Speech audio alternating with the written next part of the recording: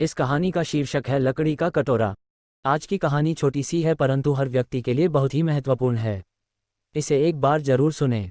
एक वृद्ध व्यक्ति अपने बेटे के पास रहने के लिए गांव से शहर आया। अधिक उम्र होने के कारण उसे कम दिखाई पड़ती थी और उसके हाथ भी कांपते थे। बेटे का घर अधिक बड़ा न था। छोटे से घर में ही वह अपने बेटे बहू और छोटे से पोते के संग रहने लगा। चारों एक साथ ही डाइनिंग टेबल पर बैठकर खाते थे। हाथ कांपने के कारण खाते उसे बहुत परेशानी होती थी। कभी दूध हाथ से छलक जाता तो कभी चम्मच से मटर के दाने गिर जाते। वृद्ध व्यक्ति के इस हरकत को बेटे और बहू ने 1-2 दिनों तक सहन किया, लेकिन बाद में उन्हें बहुत चिढ़ होने लगी। वे आपस में बातें करने लगे कि आखिर कब तक हम सब इनके कारण अपने खाने का मजा किरकिरा करते रहेंगे। अगले दिन जब खाने का वक्त हुआ तो बेटे ने एक पुराने मेज को कमरे के कोने में लगा दिया। अब बूढ़े पिता को वहीं बैठकर अकेले भोजन करना था।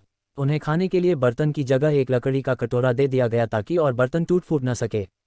वे तीनों अपनी जगह पर ही खाना खा रहे थे। तीनों अपनी टेबल पर खाते हुए जब बुजुर्ग की ओर देखते तो उनकी आंखों में आंसू दिखाई देते। ये देखकर भी उनके बेटे और बहू का दिल नहीं पिघलता और वह उनकी छोटी से छोटी गलती पर भी ढेरों बातें सुना देते। वहां बैठा बालक भी बड़े ध्यान से ये सब देखता रहता और अपने आप में मगन रहता। एक रात खाने से पहले माँ बाप ने बच्चों को कुछ करते हुए देखा, तब उन्होंने उससे पूछा, अरे तुम क्या कर रहे हो? तब बच्चे ने जवाब दिया कि मैं आप लोगों के लिए लकड़ी का कटोरा बना रहा हूँ। जब मैं बड़ा हो जाऊंगा तो आप लोग इसमें खा पाएंगे। और फिर वह अपने काम में लग गया। इस बात का उसके माँ बाप पर बहुत गहरा असर हुआ। उनके मुंह से एक भी शब्द नहीं निकला। उनके आंखों से आंसू निकलने लगे। अब वह दोनों समझ चुके थे कि अब उन्हें क्या करना है। उस रात वे दोनों वापस अपने पिता को डाइनिंग टेबल पर वापस ले आए और कभी उनके साथ अभद्र व्यवहार नहीं किया।